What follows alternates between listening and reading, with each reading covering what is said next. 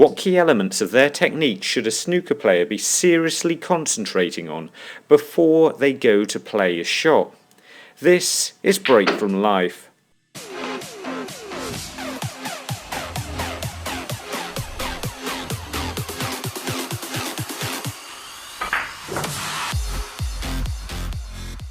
Welcome back, and if it's your first time watching one of our videos, then it's fantastic to have you here. Getting your body in an optimum position will seriously improve your game. To do this well though, you need to get hundreds of elements right, or to be more accurate, you need to keep hundreds of elements consistent shot to shot. From the way you see the shot, walk into the shot, stand, hold the cue, sight the shot, and of course your ability to deliver the cue accurately. But of course trying to do all of this right every single shot won't help you and will probably confuse you.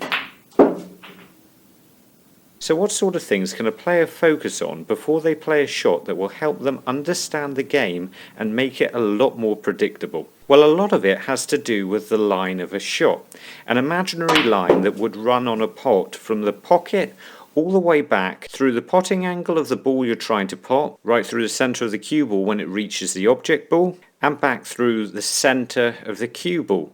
We can learn a lot from this line because it doesn't just stop when it reaches the edge of the table, you can follow it along the floor, acting as a guide to help you stand. And if you're looking to play the shot without side spin, this is also the line your cue needs to move backwards and forwards on. But what's the most common mistake made by players with the line of the shot? Well, if they've got a ball like this, surprisingly this has very little to do with your technique, and in fact the way you aim and find the line of the shot can be far more critical. Lining everything up straight like this is obviously not going to work. However, if you move the line of the shot here, actually aiming for the pot, then unfortunately it's still not going to work, because we're not allowing for the space that the cue ball takes up, and you're still going to miss it thick by doing this. If we want to pot the ball, we need to work out exactly where the cue ball needs to go. That's here. We can then find the line of the shot going from this cue ball all the way through this cue ball, and that should allow us to get this point on the red. We can then just aim for this point, knowing that as long as we strike the cue ball exactly in the centre and get the white into this position, we're always going to pot the red. And this point of aim is something we seriously need to know before we even go to play a shot.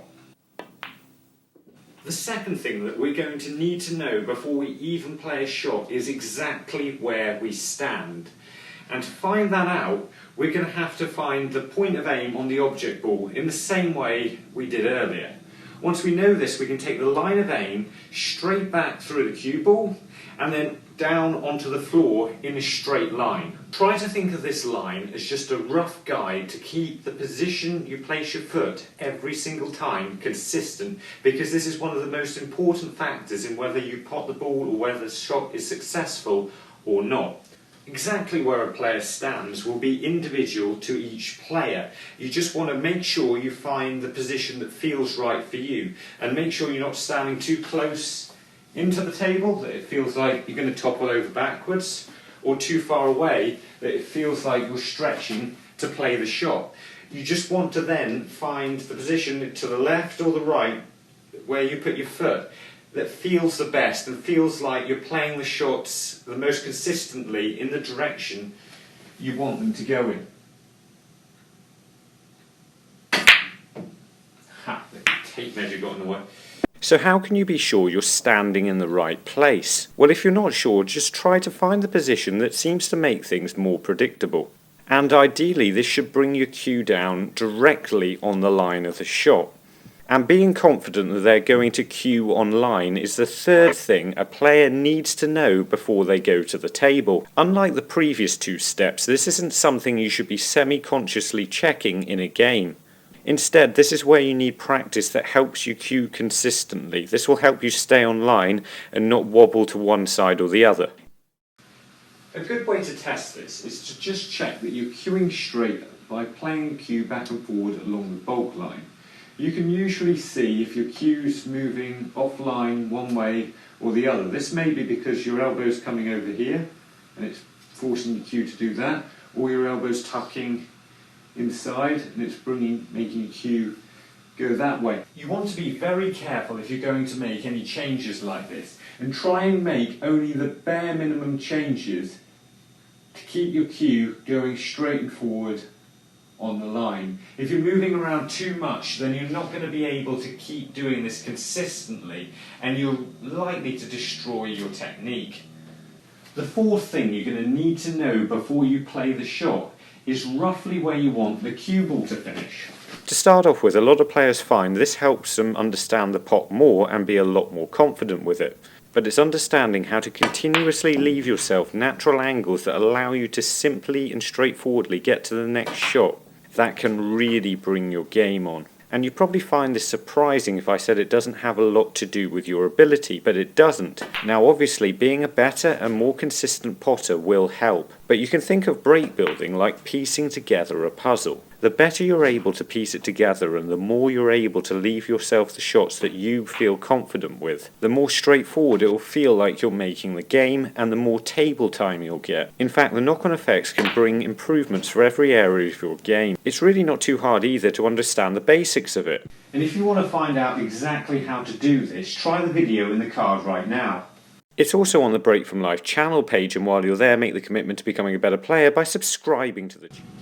The fifth thing you need to know before you even play a shot is how much power you intend to play it with. You see, side spin is affected by the amount of power you play a shot with, and this is intentional side spin as well as unintentional side spin.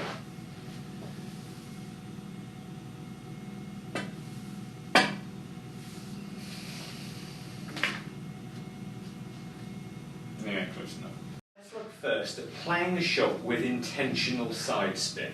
Now if I want to pot this yellow, then roughly I'm going to have to play the white straight along the bulk line. So therefore I normally have to cue directly along the bulk line. But if I want to move my cue over to play it with side, a lot of people want to know how to do this. Now to start off with, you're going to have to allow for what the spin's going to do. It's going to force the cue ball out that way, it's going to spin back, and it's going to change the angle of the yellow.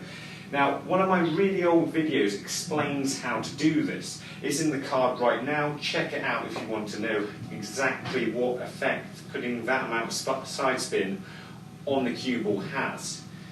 Now, a lot of people want to know at this stage, what do they do with their cue? Do you bring your cue out at an angle like this, or move it parallel to the line? And ideally, you want to move it parallel to the line like this, keeping it in the same plane as the line, but just moving it over to one side.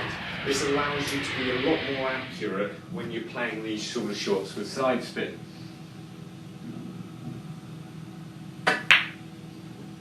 So what I've done is I've spread all the balls around the table, and I'm going to try and explain the problems of unintentional side. So to start off with, instead of playing the shot in the middle here, I'm going to be playing every single shot with a roughly that much right hand side. Hopefully you can see the difference. Now the reason I'm hopefully going to be able to pop all of these balls is because I'm going to know exactly the pace I'm going to play every single shot with. And because I understand the pace I'm playing the shot with, I can allow for the side. Now, this is by no means ideal, but most players will play with a little bit of unintentional side, and quite a few players will sometimes unknowingly play with quite a lot of unintentional side. Now, ideally you do want to correct this, but if you make sure you know exactly how hard you're playing every single shot, then you're going to still be able to have a fairly good chance of potting every shot, even though you're going to be playing it with quite a bit of side spin. And the other thing is that you really need to do. So even though this is by... It's still possible to play a game to a lesser level, but still a consistent level. As long as you know exactly how hard you're going to play a shot. If you just have that thought before you play a shot, how hard you play it, you've got a hell of a lot better chance of potting the ball.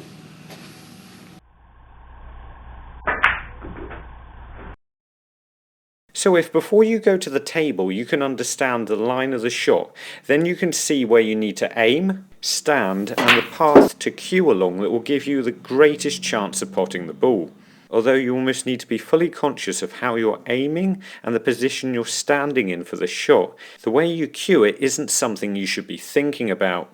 Instead, it needs to be something you've built up confidence with consistent practice. Having an idea of where the cue ball is going to go can make you a more consistent potter and can allow you to understand and advance at the game more quickly. And not forgetting to assess the power you're going to play a shot with away from the table, because unfortunately nobody's cueing is perfect.